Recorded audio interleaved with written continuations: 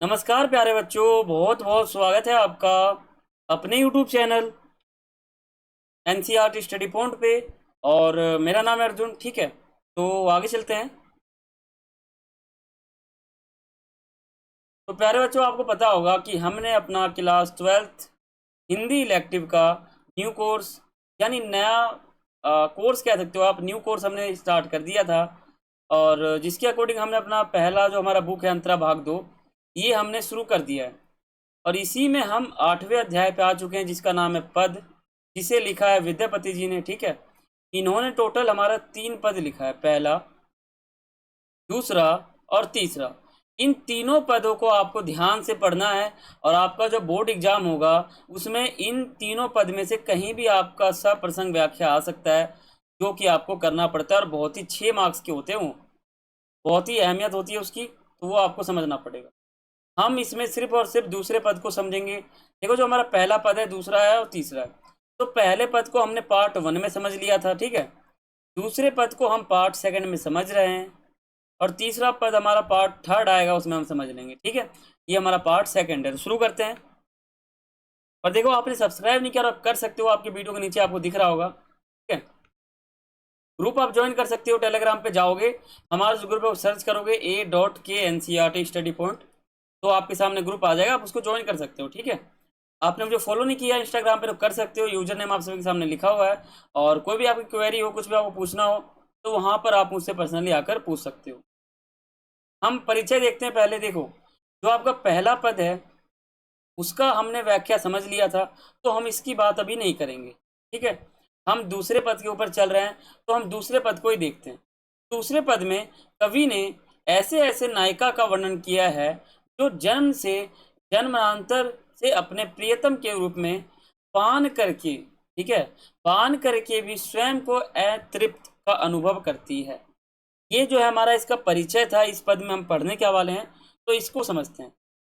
तो ये हमारा जो है सेकंड काव्यांश है, जैसा कि आप देख सकते हो। आप एक काम करो, अपने बुक को ओपन कर सकते हो, अंतरा भाग 2, और एक नोटबुक निकाल सकते हो, एक पेन निकाल सकते हो। ठीक है, इसके सहायता से ये होगा कि आप मेरे वीडियो को भी देखो, बुक को भी देखो, और जो काव्यांश है उसका सब प्रसंग व्याख्या समझो, तो आपका बहुत फायदा होगा। ठीक है, तो देखो, सकी है कि कुछ सी अनुभव मोए, सह पीरिति अनुराग, बखीनी तिल तिल नूतन होए, जन्म अवधि हम रूप निहारल नयन न तृपित भेल। ठीक है, ये जो आपको लाइन एक दिख रहा है ना, 2 और 1, ये जब आप संगीतात्मकता है इसके अंदर, अगर इसको आप गाओगे तो जो आपका धुन है वो 1 पर दबा रहेगा, दूसरे में क्या होगा, थोड़ा तेज सा हो जाएगा। ठीक है, तो सेहो मधुर बोल सर्व नहीं सुनल श्रुति पद पथ परस न गेल,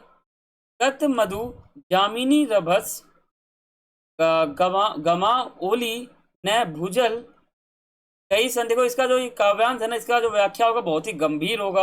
आप इसकी भाषा को देख लो कितना गंभीर है। ठीक है, केली लाख लाख जुग हिय राखल तई हो ही, जरनी ना गेल कथ विदगद जन रस अनुमोदय अनुभव काहू न पेख, विद्यापति के प्राण जुराइत लाख है न मिलन एक। ये आपका जो है काव्यांश है सेकंड वाला। तो हम जो है इसके एक शब्दार्थ को समझते हैं।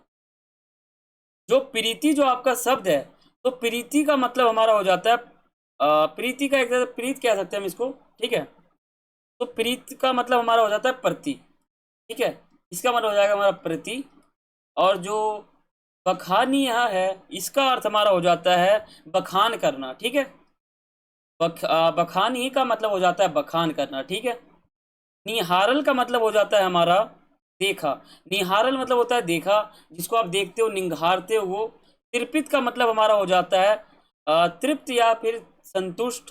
जो व्यक्ति संतुष्ट हो जाता है उसी को कहते हैं तृपित। ठीक है, सेहो का मतलब हो जाता है हमारा वही। और सर्ववाहिनी का मतलब हो जाता है हमारा कानों में।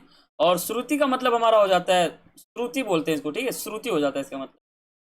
और आगे आप देखो तो यहाँ पे कत आ जाता है, कत का मतलब हो जाता है कितनी। ठीक है, और मधु जामिनी का मतलब हो जाता है हमारा मधुर रात्रि या रात। रभस का मतलब हमारा हो जाता है रमण, ठीक है। गमाओ ओली का मतलब हो जाता है हमारा गांव दी, या फिर मतलब गांव में दिन गुजार दिए, या फिर किसी में भी किसी के घर में जो है दिन बिता दिया, उसी को कहते हैं हम गमाओ ओली, ठीक है।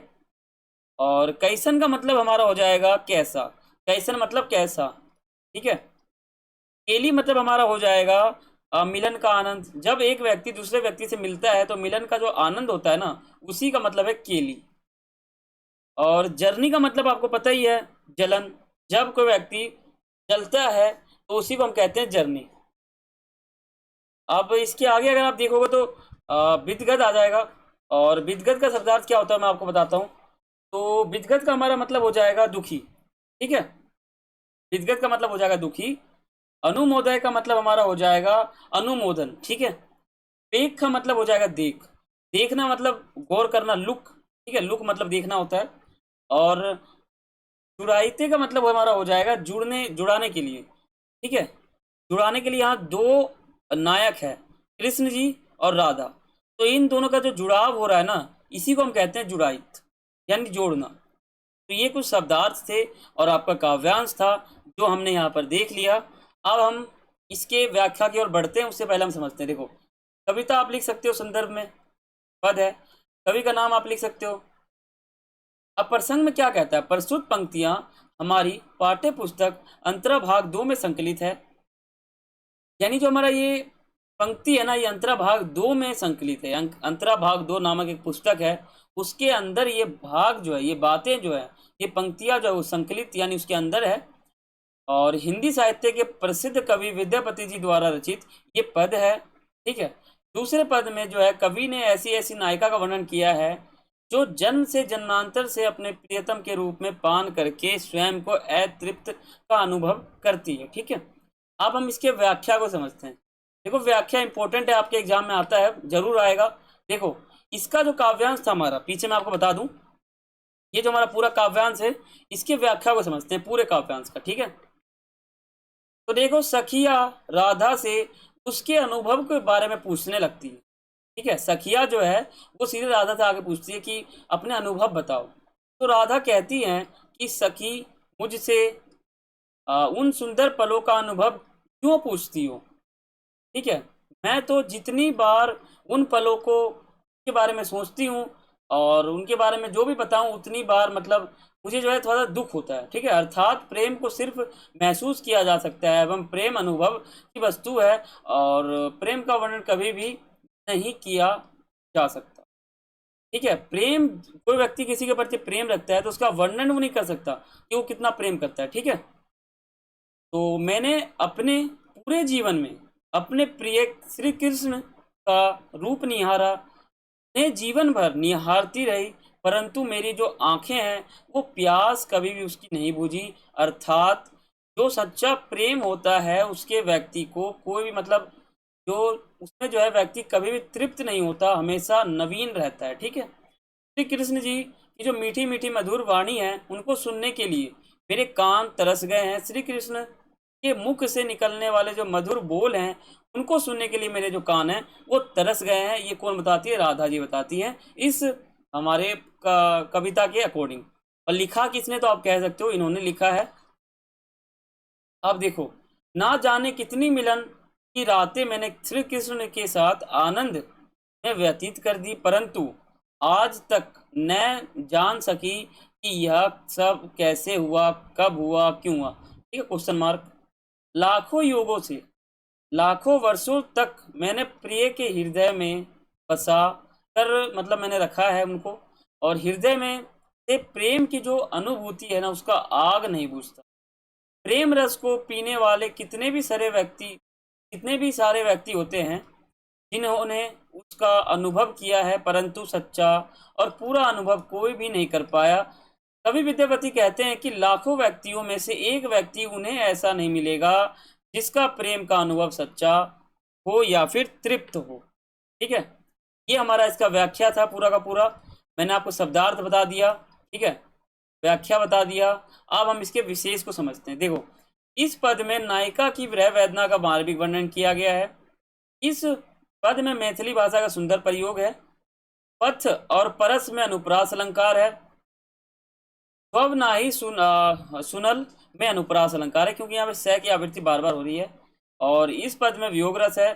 छंद मुक्त, छंद युक्त कविता हमारा इसमें, ठीक है।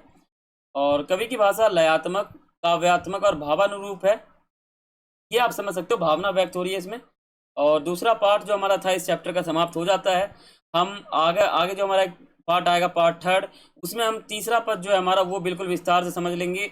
आप सिर्फ आप चैनल को सब्सक्राइब करें और बेल आइकन पर क्लिक करें, और वीडियो को एक लाइक तो जरूर बनता है। और बाकी आप कमेंट करके बताना कि आपको ये वीडियो कैसा लगा, ठीक है। और कुछ अगर डाउट